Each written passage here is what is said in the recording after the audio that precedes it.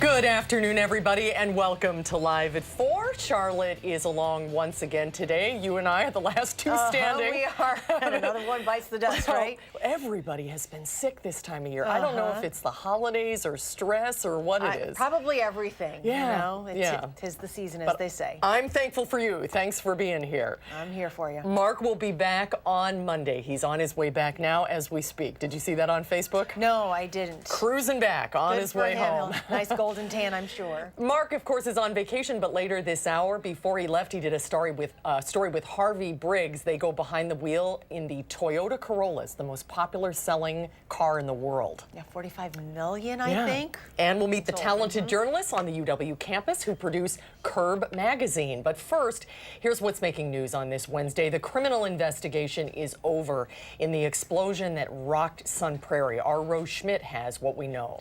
A farewell address from the Speaker of the House. Jessica Arp has Paul Ryan's final thoughts on the state of the nation. And the president declares victory over ISIS and wants to pull troops out of Syria. Let's take a look outside today. Boy, we're on autopilot in the weather department. We are. More sunshine, mild temperatures. Look at that beautiful shot. I don't think anybody's complaining today. But there is no snow on the ground. The weather words trending a little colder. Dave Caulfield is on the weather patio. Hi, Dave. Hey, Susan and Charlotte. Yeah, temperatures will be a little bit closer to the mid-30s as we head into this weekend, but we've been dealing with the 40s for the past week or so in Madison. The last time that happened was early November, so it has been a while, and the clouds have been with us throughout the majority of the day, but we have seen some good periods of sunshine as well. Doppler track, a few blips here and there on the radar, but really nothing that we can identify as worrisome or troublesome. In Platteville, we're still seeing some of that sunshine, but the clouds have moved in for the most part as well. High temperatures today made it into the mid to upper 40s, close to 50 in Boscobel and Prairie du Chien, and that's kind of where temperatures are right now. A few 30s starting to pop up north of Madison. Wind speeds a little bit on the gusty side in some spots, but not too bad. About 10 miles per hour out of the south. In Madison, we have mostly cloudy skies, but we can see one nice peak of sunshine there on the WISC-TV Skycam. Temperatures kind of hanging out in the upper 30s as we head into later this evening, with clouds continuing to be on the increase. Now let's take a look at your first alert traffic update. Park Street and the Beltline looking pretty good at this hour. No major backups in either direction showing up there. And across Dane County, we are looking at no major accidents or incidents to report, which is good news. A lot of green showing up there, but we're starting to see a few brake lights on the Beltline, especially closer to Fish Hatchery Road and Park Street, but closer to Seminole Highway, we're still looking good. A few brake lights here and there closer to the Beltline's midsection, and that includes Rimrock Road, but not looking too bad right now, closer to the Interstate and Stoughton Road. Verona Road to John Nolan eastbound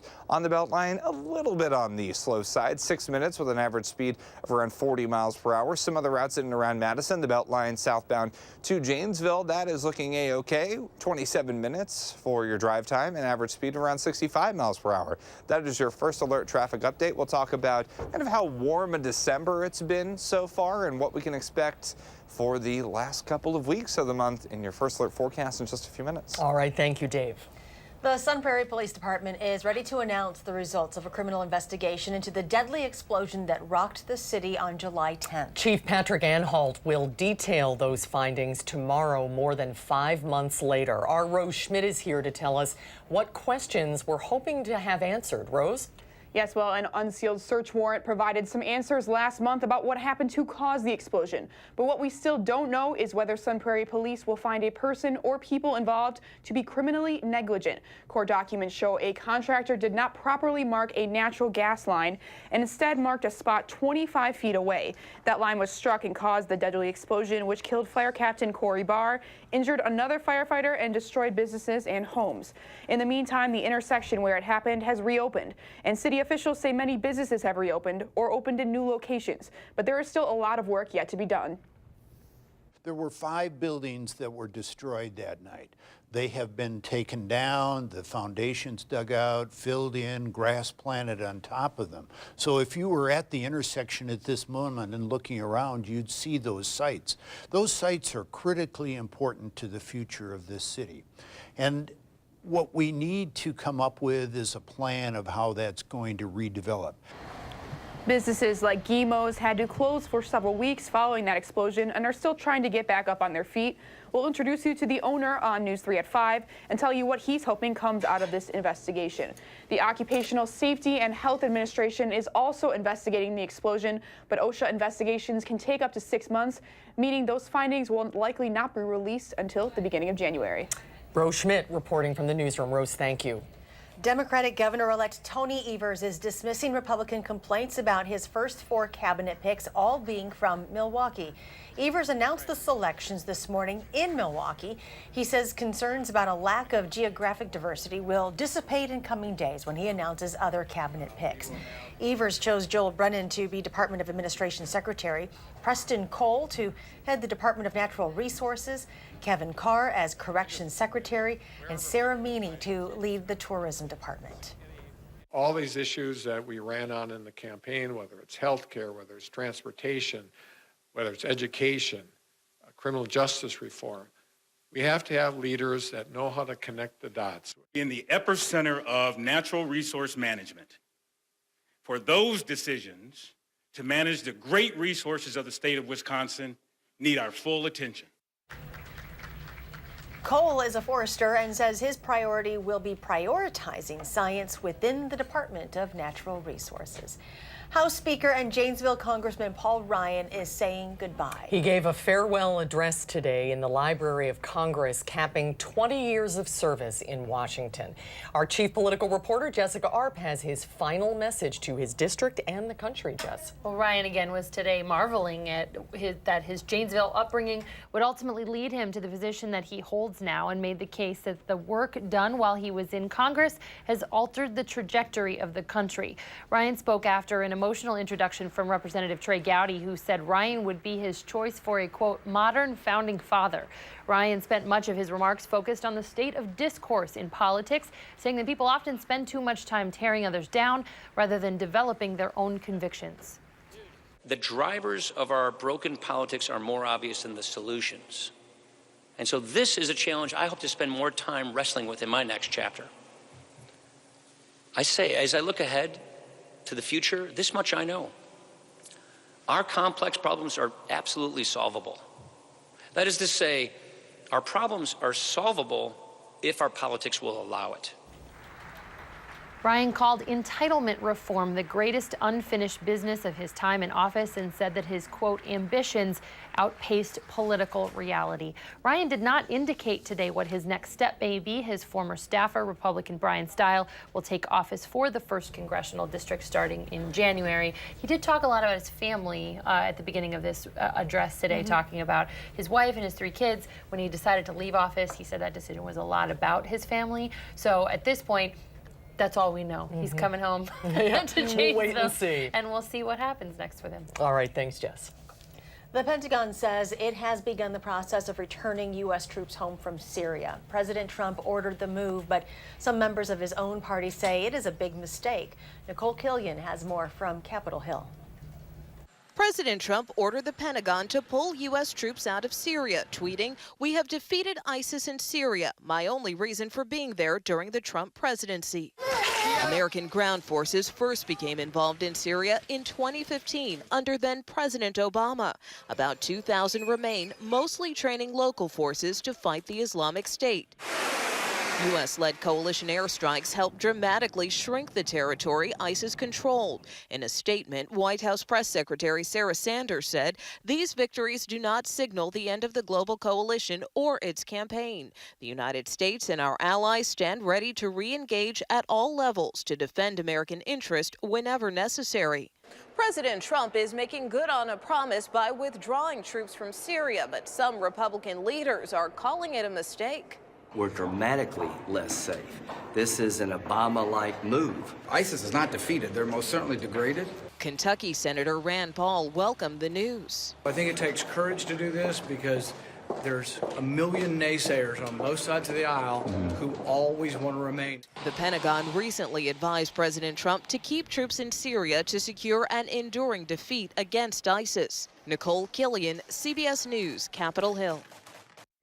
Pentagon officials say the U.S. military will continue to work with partners and allies to defeat ISIS wherever it operates. The service dog for the late President George H.W. Bush is back home in New York. Sully won the hearts of millions when images of the pup laying beside Bush's coffin went viral. The 2-year-old Labrador retriever was specially trained to support the elder Bush.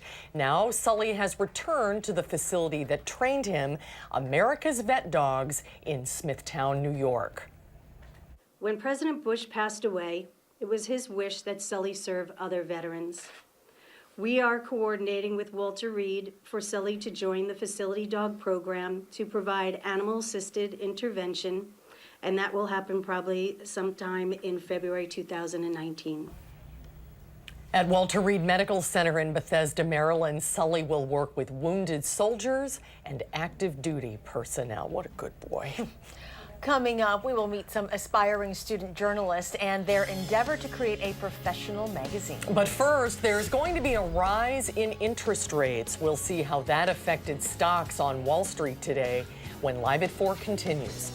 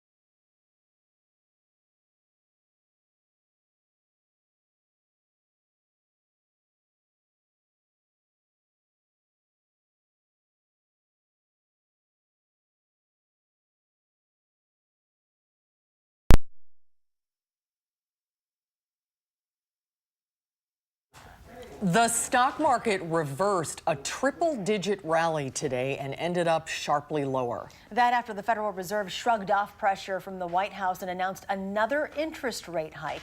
Hillary Lane has the details. Financial markets around the world were listening as the U.S. Federal Reserve issued its verdict on interest rates.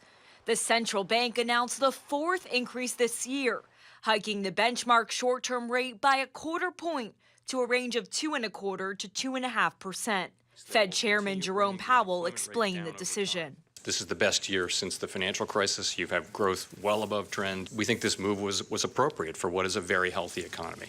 The Fed's rate hikes are meant to keep inflation in check, but higher rates make it more expensive for consumers and businesses to borrow money, and that feeds into concerns about another recession.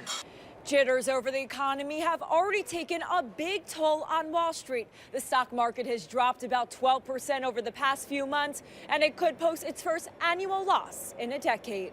President Trump weighed in on Twitter twice this week, trying to discourage the Fed from raising rates. On Monday, he wrote it's incredible the Fed is even considering another rate hike. And on Tuesday, he warned the Fed not to make another mistake. But the Fed's job is to set monetary policy regardless of political pressure. Political considerations play no role whatsoever in our discussions or decisions about monetary policy. Just a few months ago, the Fed forecast 3 rate hikes for next year. But with signs of a global economic slowdown, policymakers are now predicting no more than 2. In New York, Hillary Lane for WISC News 3. The Fed adjusted its outlook to project economic growth will slip to 2.3% next year. That is down from an earlier estimate of 2.5%. Well, when the dust finally settled on Wall Street, the Dow lost nearly 352 points to close at 23,323. The Nasdaq dropped 147. The S&P 500 lost 39. It's finals week at the UW Madison campus. 23 students in the School of Journalism on campus are wrapping up the fall semester by unveiling the latest issue, here it is, of Curb magazine. The 17th edition of the magazine is available today in print and online. And joining us are some talented young journalists on campus. Olivia Jones is the managing editor. Welcome, everyone. Mackenzie Hollings. Actually, editor-in-chief, Olivia Jones. I'm sorry. Yes, managing editor, Mackenzie. Okay. Yes, we got it. And PR director, Jenna Podgorski. Welcome to all of you. Thank you. Thank you for having us. Boy, congratulations on the magazine. The cover this year, the theme is fearless. What does that mean? So when we were thinking about themes, we had this idea of, looking at things that scare us a little bit. And from there, Fearless was born, because I think in our statement it says that we're only limited by what we allow ourselves to be. Okay. So pushing past that and being fearless, we can really accomplish anything. And we look through those stories through the state of Wisconsin, looking at how people are fearless every day in their different lives, whether you're going from the operating room to a farm, even into a church. There are various different ways that people can be fearless. Is there a particular story that really stuck in your head that you're like, we have got to get this? Ooh, that's a great question. We all kind of came up with our own story ideas. So with the help of the rest of the class and bouncing ideas off of each other. So I think everyone had their own instant thought that they went to when they heard fearless is our theme. So we all had one thought that was oh, this is what I think when I think of fearless. And so it was really nice that everyone was able to go into their own stories and what they took from the word fearless and put that into the magazine itself. So Jenna, is that where it starts? You all brainstorm an idea that relates to the theme, and then you're responsible for every aspect of the magazine, right? Yes, so basically we all work together. We each have our own different roles, and there's 4 different teams within the class. We have a design team, a business team, an editorial team, and an online team. So we all kind of work together as one big cohesive unit. We all bounce these ideas off of each other, and we just make the magic happen. Wow. I can't imagine an experience like this. Don't you wish we had something like this in journalism school? I mean, talk about real-world experience. What was it like for you? Was it an eye-opener? Definitely. I remember we have this, well, one of the experiences we got to go to Royal Printing out in Sun Prairie, and they helped us, set up the magazine. We got to pick which kind of pages we wanted and how we, how the colors would bleed and that sort of thing. So those were all very technical aspects. But then when it came down to it, we had proof day, where we put the magazine out and we read it from cover to back end. And that lasted 23 hours for us. Wow. So you felt the deadline pressure, the real life pressure. The deadline pressure was totally there. And when you're working with your sources, you're working with real people out in the community. And we had to raise all of the funds to put this magazine out. So if we didn't have the funds and do that. What was the best part and what was the worst part of putting this together? It's tough. I think the best part for me personally was just having the sources that I had in my story trust me with their personal stories and open up to me. And that really is something. It was really awesome. That connection. And so that was my favorite part for me. Most difficult part? I think the most difficult part is walking into a classroom full of 23 strangers that you don't necessarily know and then say, okay, this semester we're going to be the closest, you're going to become my closest comrades and we're going to make a magazine. And so getting through those hurdles, figuring out how people work together and do various things. You did it. Yes. These are challenging days for journalists. Yes. Do you have career aspirations to work in the print field? All of us in different ways, All of us, someday we laugh about it. I always say, I want to be the editor-in-chief of Southern Living magazine. So that's my that's a good aspiration. Well, the future of the profession is in very good hands. Congratulations to all three of you. Curb magazine, as we said, is available now online and in print on campus and around town as well, right? Thanks, you guys. Merry Christmas. Great to see you. Thanks for having us. Thanks. Well, it'll only cost you the price of 2 new cars. But now there's a chance for dog owners to clone their pets. We'll have that story when Live at 4 continues.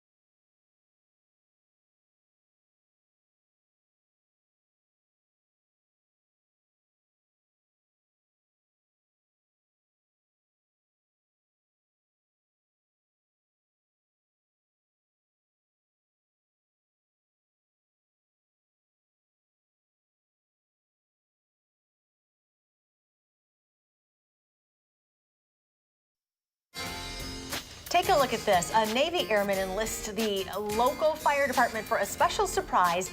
The man removing his helmet in full firefighter gear and sending his family into joyous screams is Airman Isaiah Johnson. He is on leave from the U.S. Navy, but his family had no idea he was coming home. He wanted to surprise them in a unique way, so he stopped by the Nevada-Clark County Fire Department to ask for their help, and they happily obliged. They entered his parents' house to investigate a fire alarm. When his mom finally recognized her son, she nearly fainted from all the excitement. I could watch videos like this all day long of these kinds of reunions. Look at this, see, and somebody is on the ground. Oh my gosh. Aww. Good That's thing the awesome. firefighters are there. Yeah, exactly. It is December 19th, and in the midst of an abundance of holiday treats, we've got more. Yeah, it is National Hard Candy Day, and most hard candies are 100% sugar, Really? as I like to be on a daily basis. Jolly Ranchers are actually the best-selling hard candies. You got to go with either the blue, raspberry, or the green apple. I'm with you. I'm the red, yeah. And today is National Oatmeal Muffin Day. Recipes for oatmeal muffins began to appear in American cookbooks, believe it or not, in the mid-1800s. My wife, she made, it's not oatmeal, but she made pumpkin banana muffins the other day, and she had to hide them for me because I was going through them too fast. So, Double the recipe, yeah, right? exactly. Next time we'll have to do that for sure.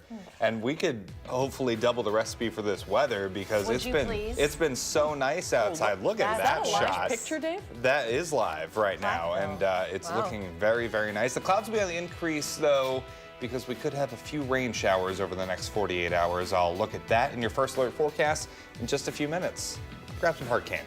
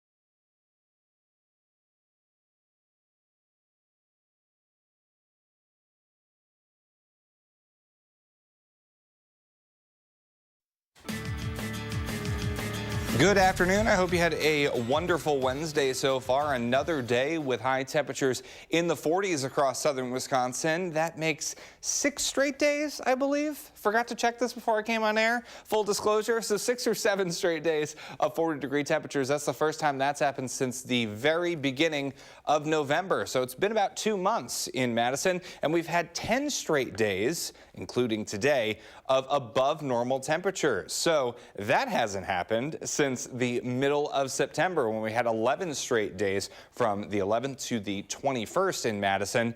And even though we're getting some nice 40-degree mild temperatures, it's still nothing record-breaking. We're still in 32nd place for the warmest December, but give it a couple more days, maybe we'll continue to climb up that list. I have my doubts, though, because temperatures are going back into the 30s as we head into this weekend. But all good things have to come to an end sometime. Downtown Madison, the Edgewater Skycam looking at mostly cloudy skies this late afternoon. 44 today, so that's 15 degrees above normal for this time of year. We should be in the upper 20s, so we need to thank our lucky stars that we're getting the 40s in the middle to late December. 44 the high in Madison, 46 in Janesville, close to 50 in Boscobel and Prairie du Chien and Platteville, coming in at 46 degrees. It's remarkable when we think about winter officially starting in just a few days, on Friday at 4:22 p.m. to be exact, for those playing at home. Remember, that's the day of the year with the least daylight outside, and the North Pole tilted 23.5 degrees away there. And your high temperature trend, I think we will be in the 40s technically tomorrow, but it won't feel like that for much of the day, because those temperatures are going to decrease as a cold front comes through early tomorrow morning. Then we'll be just a smidge above normal as we head into the weekend and into next week. So it won't feel warm by any means, definitely not anywhere close to the 40s, but technically, we're still remaining above average for much of the rest of December. Doppler track showing a few blips on the radar throughout the day.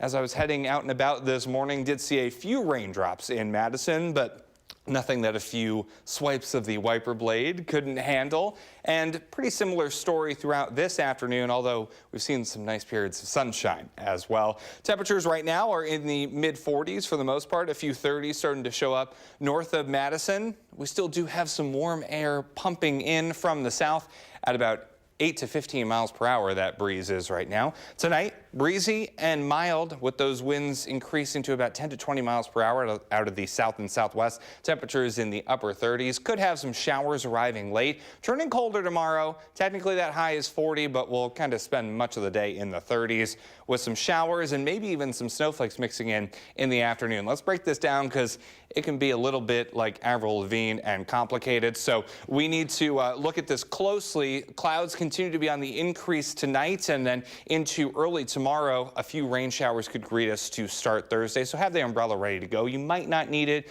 but you may have to spring into action there. Then as we head into later on Thursday, a few snowflakes are possible. Nothing accumulating, nothing that we need to worry about, but don't be surprised if we do see a few flakes falling from the sky. Temperatures are in the 30s for much of Thursday, and highs retreat into the 30s for Friday, but a little bit of clearing is possible. So that's the good news, and a little bit calmer this weekend, maybe a flurry early on Saturday.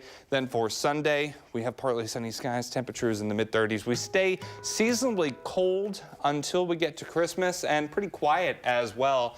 Then a little bit more active with some rain and possibly some snow showers right after Christmas. So that's really our best chance of seeing anything significant precipitation-wise is right after Christmas Day. Other than that, we're really not looking at any accumulating snow for the next 7 to 10 days. So only an inch of snow so far this December, and it really doesn't look like we're going to add to that total anytime soon. Boy, all right, thank you. Thanks, Dave. Pet owners in China are being offered a chance to clone their best friend, but it doesn't come cheap. A dog trainer in Beijing paid tens of thousands of dollars to copy his celebrity pooch. CBS's Tina Kraus has the story. This 1-foot-tall, clever canine named Juice is a regular on movie sets in China, starring in dozens of film and TV productions. His master, He Chun, says Juice has a lot of fans. He's a piece of intellectual property with social influence. That's why He Chun paid more than $55,000 to clone his prized pooch. 9-year-old Juice was neutered at a young age and couldn't reproduce. So scientists took skin samples to isolate his DNA, then fertilized an egg for a surrogate mother dog. This beagle gave birth to Little Juice. His trainer says he looks just like Juice did when he was small. The Chinese biotech company called Syngene says the cloning market is growing fast as more and more animal owners want their pets to stay in their lives longer. The business is in its initial stages, but plans to eventually offer customers a chance to make changes to their pet's DNA. Little Juice's owner says, "My friends say this is the most expensive mutt there is." He Chun says he's happy with his investment. And while Little Juice hasn't entered the world of show business just yet, he sees lots of potential. Tina Kraus, CBS News. Little Juice is so cute, isn't it? Yeah, I can't deny that. Earlier this year, a Shanghai lab produced the world's first monkey clones. And more controversial, a scientist claimed last month he used gene editing technology to alter the embryonic genes of twin girls. This is amazing stuff. It is amazing. There is more at 4. A little later, a test drive in one of the country's most popular cars. But first, helping you choose a car that provides for your well-being. What are the safest cars on the road? I'm Kenneth Craig with a look at the award winners.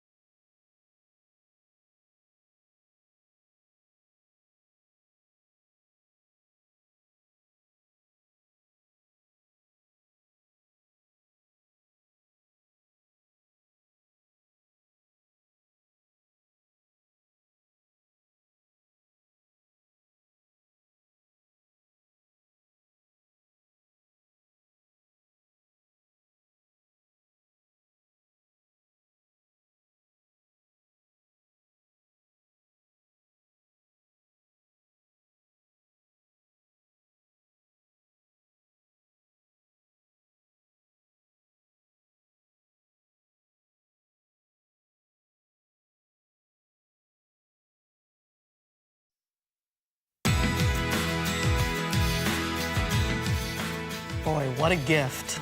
A December sky. The sun is setting on this afternoon. That's a live look on the UW campus. The Insurance Institute for Highway Safety is out with its list of the safest vehicles. Overall, cars performed well, but there is room for improvement. Kenneth Craig reports. The Insurance Institute for Highway Safety crash tested cars of all shapes and sizes to determine the top safety picks. Front crash prevention systems and headlight performance were also put to the test. IIHS President David Harkey. And so we're very encouraged to see manufacturers continuing to produce safe vehicles for consumers. 57 2019 models received the top 2 awards. That's 5 fewer than last year, but the IIHS also raised the bar. Vehicles must show advanced front crash prevention to earn top safety pick and must meet higher standards in several categories to be a top safety pick plus. Only one vehicle from a U.S. automaker, the Chrysler Pacifica, made the grade. We are disappointed that we don't have more U.S. models in the top safety pick award list this year. They missed, like a number of automakers, on the headlight rating. They had a few near misses with respect to achieving that good or acceptable rating. Harkey says improvements are needed when it comes to headlights, but he's seen advancements in crash protection and prevention. All of the automakers are stepping up to the plate, making changes where it counts, and providing consumers with a good variety of vehicles to choose from. The group says that's making cars on the road today safer than ever. Kenneth Craig for WISC News 3. And next, we will tag along on a test drive of one of those cars that's been around for a long time. We go behind the wheel with Harvey Briggs as he checks out the Toyota Corolla. That's when Live at 4 continues.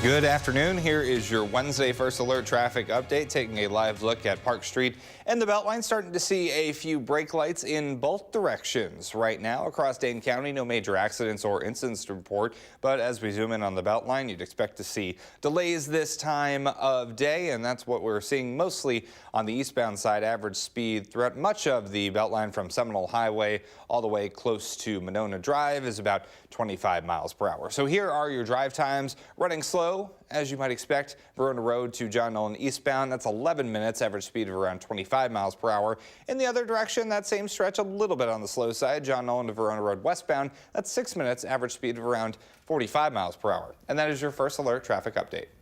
A hospital in Des Moines is ready to celebrate Christmas. All the newborn babies are wrapped up in a onesie that says the perfect gift.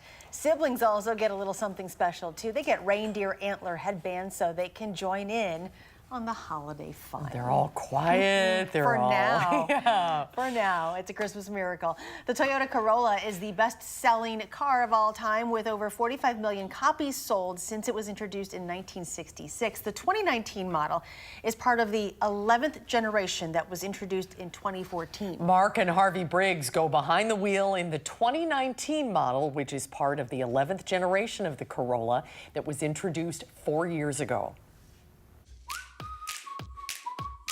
Toyota Corolla. Yes. Still around. Still around, and will still be around even after this generation is done.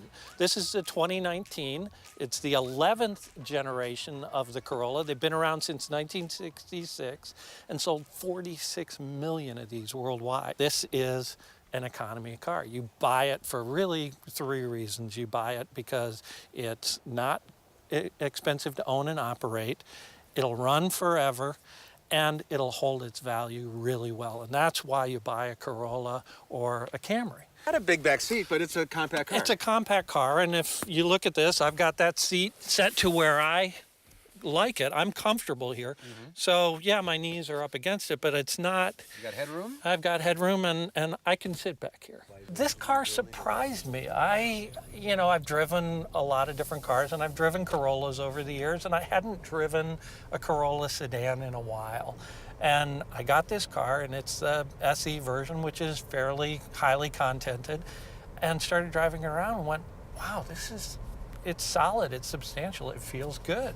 And you were surprised? Yeah, I was. I expected, in my mind, Corolla is inexpensive and maybe a little tinny and all that other stuff, but, it's solid, it's quiet, it has a very, confident feel on the road. You take it over rumble strips and things, and it's not incredibly rough. It actually is really good in this category. Surface is good? Surfaces are good. I mean, we're talking about an economy car here. And what you have are, good soft touch surfaces. This is a leather trimmed steering wheel. That's actual leather right here. And even things like the shift knob and that feel very high quality. Yeah, they use plastic, but it feels, they use it the right way. And how much are we talking? This car, as it sits, is about $23,000. So, and we're getting near the top of the range at that price point. But you can get into a Corolla for about $18,000. But $23,000 includes a lot of stuff. Yeah, you've got, first of all, every Toyota product, including the base Corolla, includes what they call Toyota Safety Sense P, which includes adaptive cruise control, which you can't get on a $50,000 GMC pickup. It has lane keep assist. It has forward collision with, with pedestrian detection. So all those safety features. All standard. All standard. You're getting a lot of content for that amount of money. Yeah, you are. And that's always been the Corolla story. And it's interesting because, it may not be the least expensive car in the category, but when you compare what you get for what you pay, it is very competitive at that when you start throwing these types of features into a Kia or a Hyundai or a Honda. And Harvey is with us now. Hi, Harvey. Good to see you. Great to be here. So what cars does the Corolla compete with? Well, you've got obviously the Honda Civic is there, the Hyundai Elantra, those cars, and they're all right in that same price point. So it's a very competitive market. So they're going to be doing a new reveal, so to speak, Yes. right? Actually, they did reveal the new Corolla for next year at the LA Auto Show a couple of weeks ago.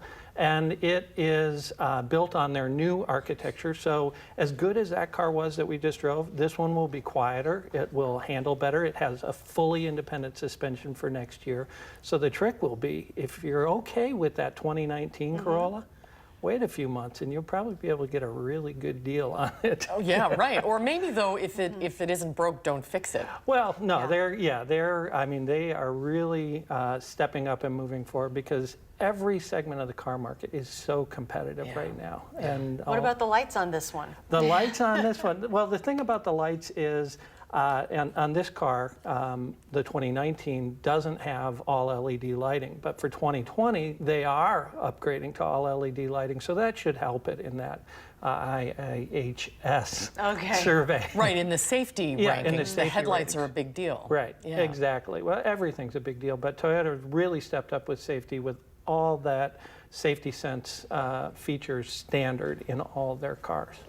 Very nice. Thank you very much for being with us. Thank you. Merry Christmas. Merry Christmas to you guys. And you can read much more about it at ridesanddrives.com. We'll see you next time, Harvey. Great. And we'll be right back.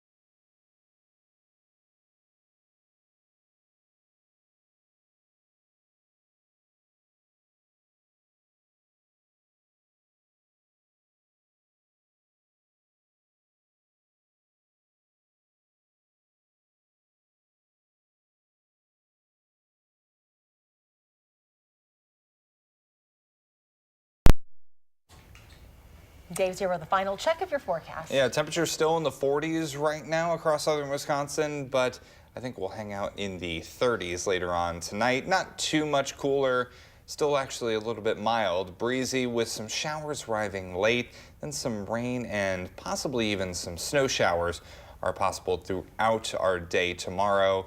And our high is 40, but that's a little misleading. We'll spend much of the day in the 30s, turning cooler for the weekend. All right, thank you, Dave.